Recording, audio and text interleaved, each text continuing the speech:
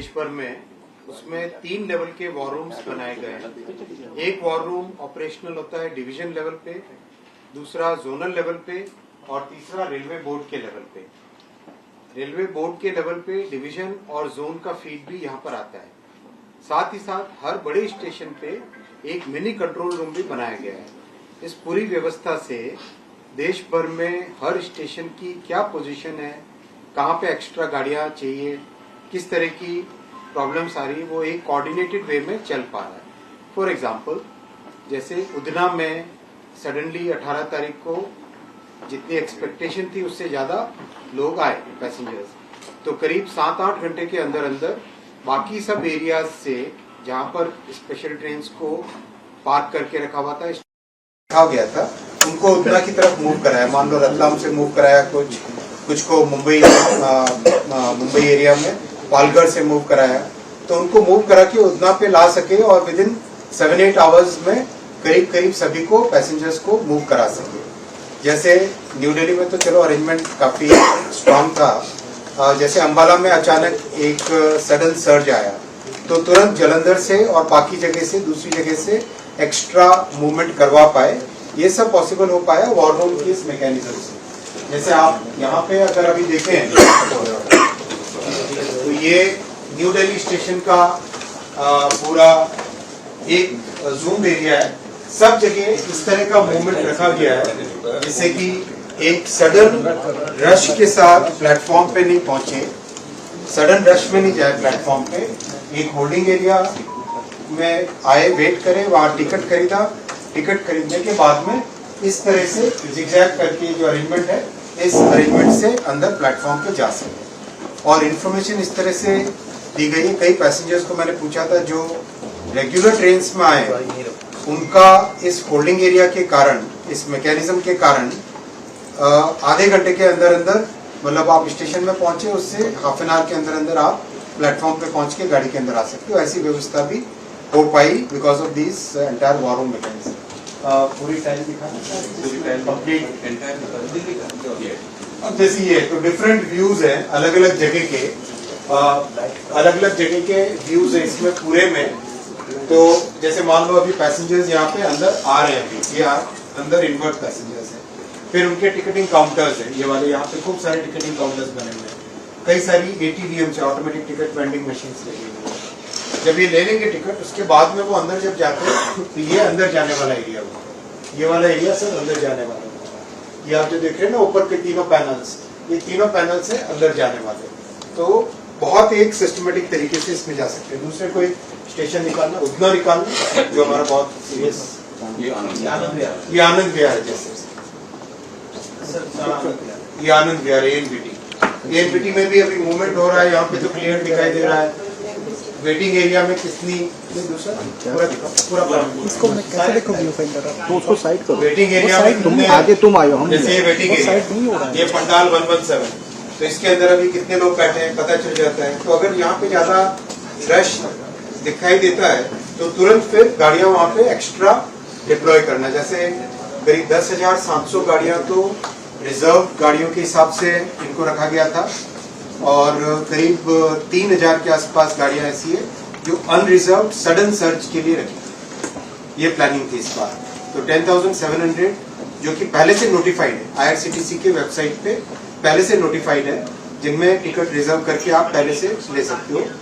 और जो sudden surge आती है उसके लिए अबाउट 3,000 ट्रेन का प्रोविजन रखा गया है। तो करीब करीब 12,000, मतलब ओवरऑल 13,000 की तरफ ये नंबर जा रहा है। Maybe it will increase more as we go forward. तो this is the way we are managing it. और उतना लिखा उतना क्योंकि बहुत एक आज तो करीब करीब खाली है, ये उतना का वेटिंग एरिया है। इस वेटिंग एरिया को भी पहले दिन जब देखा कि कैपेसिटी उसकी मतलब इनसफिशिएंट पड़ रही है, तो तुरंत 19th को ही 18th को जब देखा बहुत ज्यादा रश आया है, बहुत ज्यादा लोग आए हैं वहाँ पे, तो 19th को हमने उसका वेटिंग एरिया को भी एक्सपैंड कर दिया और एक्स्ट्रा एरिया उसको एक्सपैंड कर दिया, जिससे कि कोई भी पैसेंजर्स आए तो उनको बैठने के लिए सफिशिएंट जगह मिल पाए। तो उतना तो प्रैक्टिकली खाली और कोई दूसरे स्टेशन पुणे वाला या पुणे है तो पुणे ये पुणे का एरिया होल्डिंग एरिया करीब करीब मतलब प्रैक्टिकली आज तो चलो आज वैसे हम लोग एक्सपेक्ट कर रहे थे 23rd को सेकंड पीक आएगा। आज का पहला peak 17th, 18th, 19th, 28th ये 4 दिन थे और उसमें 18th और 19th मैक्सिमम पीक था और ये सेकंड पीक आने का था एक्सपेक्टेशन 22nd, 23rd और 24th। तो आज जरा कल का 22nd का हीट मैप दिखाओ। हम हर स्टेशन का every hour we maintain position of the station और 0 आवर से 24 आवर्स तक complete every hour we maintain. जैसे कल का 22 तारीख का हीट मैप था तो एक्सेप्ट न्यू दिल्ली स्टेशन में दिन के 12 बजे और 13 बजे यानी 1 बजे केवल ये 2 आवर्स में क्राउड था, बाकी सब जगह नॉर्मल मूवमेंट। ये कंप्लीट जैसे मान लो कोई भी स्टेशन इसमें से ले लो, मान लो पुणे स्टेशन है तो राइट फ्रॉम 0 to 24 ये कंप्लीट नॉर्मल मूवमेंट है, कंप्लीट नॉर्मल क्राउड है यहाँ पे। मतलब जितना नॉर्मल एक स्टेशन पे होता है उतना ही है। ओवर क्राउडेड के लिए येलो है और ओवर क्राउडेड के लिए रेड इसका लेजेंड है यहाँ पे। तो पूरे दिन भर का और ये 35 स्टेशन ऐसे हैं जिनको कंटिन्यूसली मॉनिटर किया जाता है। 35 स्टेशन है ताकि एकदम क्लियर पता रहे, एक विजुअल में सब एकदम सामने आ जाता है कि कौन से स्टेशन पे ज्यादा प्रॉब्लम है। आज का दिखाओ 23rd का। आज 23rd का सारे स्टेशन पे 11 आवर्स तक नॉर्मल है, अप टू 11 आवर्स सारा नॉर्मल है। All the 35 station that we are monitoring expect कर रहे हैं आज आफ्टरनून में यहाँ पे कई स्टेशन में क्राउड आएगा, एक्स्ट्रा पैसेंजर्स आएंगे। एक हम कंट्रोल चार्ट दिखाओ। ये सर कैसे डिसाइड करते हैं जो हीट फैक्ट पे कि क्राउडेड और ओवर क्राउडेड का ये जो डिसीजन कैसे लेते हैं वहाँ का एक्चुअल सिचुएशन देख के डिसीजन लेते हैं। ये यहाँ पे हम डिसाइड नहीं करते, वहाँ से रिपोर्ट जो फील्ड से जो आ रहा है रिपोर्ट और हमारे यहाँ वेरिफिकेशन हो जाता है। जब उसका फील्ड का हम एक्चुअल विजुअल देख लेते हैं, जैसा अभी आपने देखे कई स्टेशन के, तो विजुअल देखने के बाद में हम क्रॉस चेक करके फिर उसमें डिसीजन लेते हैं। यात्रियों की संख्या के आधार पर होता है कि इतनी संख्या होगी तो क्राउड है, इतनी संख्या होगी तो ओवर क्राउड है। देखो हर जगह क्या एक्सपेक्टेड, लास्ट ईयर का डेटा लिया, उससे पिछले साल का डेटा लिया और उन दोनों को लेके मॉडल में रखा कि हमें कितनी गाड़ी यहाँ पे किस डेस्टिनेशन के लिए चाहिए। और इस बार डेस्टिनेशन बहुत बढ़ा दिए हैं। जैसे पिछले साल डेस्टिनेशन बिहार के 7 बड़े शहर थे, तो जैसे मान लो पटना तो होता ही होता है, मुजफ्फरपुर था, दरभंगा था, पूर्णिया था, सहरसा था, भागलपुर था, इस तरह से 7 बड़े शहर थे। 18 बड़े शहरों को रखा गया। 18 लोकेशंस को बिहार के 18 लोकेशंस को डेस्टिनेशन रखा गया है। एक कल किसी का ट्वीट भी था बहुत अच्छा कि मतलब पटना से आगे जाने में उनको कितनी तकलीफ होती थी, इस बार गाड़ी पूरी पटना से भी आगे उस डेस्टिनेशन तक पहुंची। तो इस तरह की व्यवस्था की गई। जैसे ये कंट्रोल चार्ट लगातार मॉनिटर करते हैं। ये कंट्रोल चार्ट बहुत ही टेक्निकल चीज है। नीचे जाओ, एकदम नीचे जाओ, एकदम नीचे। ये एवरी 10 मिनट्स का इंटरवल रहता है। ये एवरी जैसे 60 मिनट्स यानी वो पर्टिकुलर आवर कंप्लीट हुआ, उसके बाद में 10, 20, 30, 40, 50, 60 इस तरह से ना कंप्लीट एवरी 10 मिनट्स का इंटरवल रहता है। इसमें कौन सी गाड़ी कहाँ मूव हो रही है, मान लो ये एक गाड़ी है 53202, इस गाड़ी का ये मूवमेंट अभी मूव हो रही है, यहाँ पे रुकी हुई है, ये मूव हो रही है, फिर यहाँ पे रुकी हुई है, ये मूव हो रही है, रुकी हुई है, इस तरह से, राइट। तो इसमें कहीं पर भी कोई भी गाड़ी अगर रास्ते में किसी कारण से रुक गई है तो उसका इस कंट्रोल चार्ट से डिटेक्शन हो जाता है और उसमें यहाँ से फिर तुरंत डायरेक्शन हो जाता है। अभी देवेंद्र जी हमारे 6 आवर्स से ज्यादा डिले वाली गाड़ी केवल एक गाड़ी है जो 6 आवर्स से ज्यादा है। तो ये क्लियर इससे पता चल जाता है। Most of the trains are moving, जिनका भी मूवमेंट है उनका ट्रैक यहाँ पे हो जाता है और उसको आप यहाँ से मॉडरेट कर सकते हो। फॉर एग्जाम्पल कहीं पे अगर किसी गाड़ी का ज्यादा देर डिटेंशन हो गया किसी जगह तो immediately we can call the control room of that division और उनको बोल सकते हैं कि आप क्या स्टेप्स लो। वो खुद भी लेते हैं लेकिन यहाँ से भी मॉनिटरिंग होने से और ज्यादा चौकन्ने सभी रहते हैं। तो ये ओवरऑल है। ऑन एन एवरेज डिले कितना हुआ है सर कुछ? सर इसी से related अभी punctuality के साथ आज के टाइम आज के जो पीरियड में करीब 3 to 4 आवर्स का ऑन एवरेज स्पेशल्स का, और वो जितना कंजेशन है नेटवर्क में। सर दो सवाल sir, compare to last year इस बार स्थिति काफी नियंत्रित है, लेकिन फिर भी आपको इस बार के एक्सपीरियंस में कौन सा ऐसी ट्रेन या स्टेशन थोड़ा सा चैलेंजिंग लगा जहाँ पर आपको एडिशनली फोकस? एक तो हमें जो ये जो एक्सपेरिमेंट किया ना होल्डिंग एरिया का, पैसेंजर सुविधा केंद्र, यात्री सुविधा केंद्र, इसको हमें परमानेंट बनाना पड़ेगा कई जगह। जैसे न्यू दिल्ली में परमानेंट बनाया तो उसका बेनिफिट अपने को स्ट्रेट अवे दिख रहा है, वैसा ही परमानेंट बनाना पड़ेगा। तो 70 से ज्यादा स्टेशन ऐसे आइडेंटिफाई हुए हैं। कल चेयरमैन साहब ने रेलवे बोर्ड से एक ऑर्डर इश्यू कर लिया है कि जैसे न्यू दिल्ली में परमानेंट बना है वैसा ही परमानेंट सब जगह बन जाए। ऑलरेडी कल ऑर्डर इश्यू हो गया है। इसमें राइट्स कंसल्ट करेगा, मतलब डिजाइन करेगा, RLDA उसको कंस्ट्रक्शन करेगा। ऐसा करके ऑर्डर कल इश्यू हो गया। तो ये सबसे बड़ी लर्निंग है। 70 कितने 76 स्टेशन। दिल्ली में कितने होंगे सर? एक वो लिस्ट दे देंगे आप शिवाजी, आप लिस्ट दे देना सर। 76 स्टेशन ऐसे आइडेंटिफाई हुए जिसमें काफी रश आता है, तो वहाँ पे ये परमानेंट होल्डिंग एरिया है। और पैसेंजर्स का नंबर, अगर अपडेटेड नंबर आप शेयर कर पाए कि ये भी कितना बेनिफिट आप कर पाए? कितना होगा नॉर्मल प्लस स्पेशल मिला के? Almost we have moved up to 1.2 crore passengers compared to 70 lakhs last year. केवल स्पेशल्स का 1.2 करोड़ है। Normal का नॉर्मल का भी निकाल देंगे आप। As compared to 70 lakhs केवल लास्ट ईयर 70 लाख था आज के दिन तक, मतलब आज के दिन यानी दिवाली और छठ को रेफरेंस लेके उस हिसाब से 70 लाख था last. Last 50 lakhs we are 50 lakh passengers more than last year. और इस बार टिकटिंग करीब करीब बहुत पूरी हुई है, बहुत कम लोग हैं जो बिना टिकट के गए। सर एक कमेंट आपने IR फैक्ट चेक पे जो आपने हाल ही में शुरू किया है, या तो पिछले बार भी था, इस बार भी, कि लगातार ट्वीट्स के जरिए या सोशल मीडिया के जरिए जो छवि पेश की जा रही थी, आपने कई बार उसको भ्रामक या मिसलीडिंग बता करके काउंटर किया है।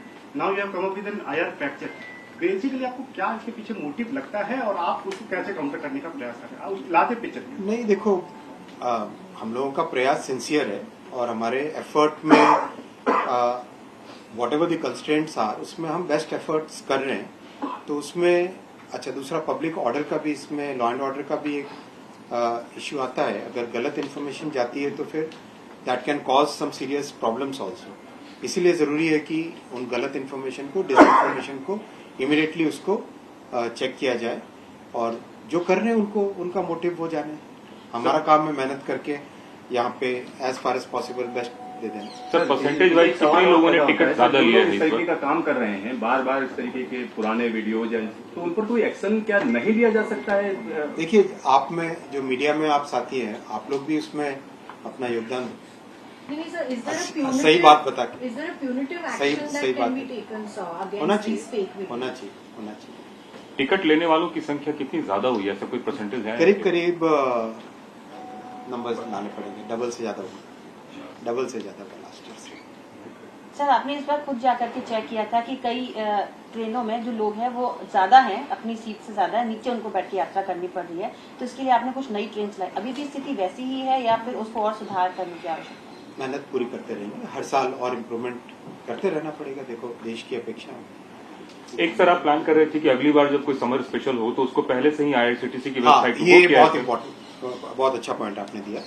आज इस बार के जो एक्सपीरियंस से समझ में आया, उसमें बेसिकली जो आने वाला पीरियड होगा, जैसे मान लो अभी समर में फिर रश का पीरियड आता है या होली के टाइम में रश का पीरियड आता है, तो उसको टाइम, स्पेशल ट्रेन्स को टाइम टेबल में डाल के उनको पहले से ही IRCTC के वेबसाइट पे नोटिफाई करेंगे। जैसे इस बार 10,700 गाड़ियों को IRCTC की वेबसाइट पे पहले से नोटिफाई किए, तो उसका बहुत बेनिफिट मिला।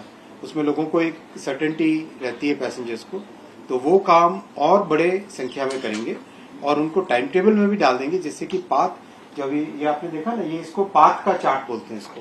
This chart is called the path chart. कहाँ पर आपको पाथ अवेलेबल है ट्रैक पे, वो ये वाला चार्ट है। तो उस चार्ट पे उसका फिर डेफिनेशन पहले से आता है। केंद्रीय रेल मंत्री अश्विनी वैष्णव फिलहाल उस वॉर रूम में मौजूद हैं जो कि केंद्रीय रेलवे द्वारा इंस्पेक्ट किया जा रहा है और ये तैनाती इसलिए भी है कि वॉर रूम की तैयारियां देश भर के रेलवे स्टेशन को मॉनिटर करने के लिए की जा रही है, जहां पे वो अपने उच्च अधिकारियों के साथ यहां पर मौजूद हैं, ये बताते हुए दिखाते हुए कि आखिर इस पूरे वॉर रूम के अंदर इंस्पेक्शन कैसे किया जा रहा है। नई दिल्ली की बात की जाए, मुंबई की बात की जाए, पूरे बिहार की बात की जाए, बड़े बड़े स्टेशनों की, उन सभी की मॉनिटरिंग यहाँ पर इस बार की जा रही है।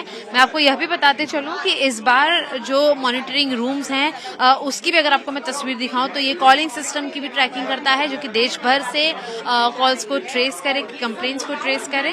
और इसी के साथ साथ जब आप स्क्रीन पर ध्यान देंगे तो मैं आपको बताते चलूं कि 10,700 ऐसी ट्रेन इस बार तैनात की गई है छठ के दौरान, जो कि पहले से IRCTC पर रजिस्टर्ड थी, मौजूद थी और इन्हीं ट्रेनों की टिकटिंग जो है वो बुक हो चुकी है। इसी के साथ साथ 3,000 ऐसी स्टैंड बाय ट्रेनें भी तैयार की गई हैं जिससे कि जरूरत पड़ने पे on demand, on call in ट्रेनों को लोगों के लिए तैनात किया जाए, इन्हें डाइवर्ट किया जाए। 3 जोन्स के अंदर इस पूरे वॉर रूम को बांटा गया है। हर रेलवे स्थानक पर एक मिनी रेलवे स्टेशन मौजूद है और इसी के साथ साथ डिविजनल, जोनल और फिर खुद केंद्रीय स्तर पर जो है वो ट्रैकिंग वॉर रूम्स में की जा रही है।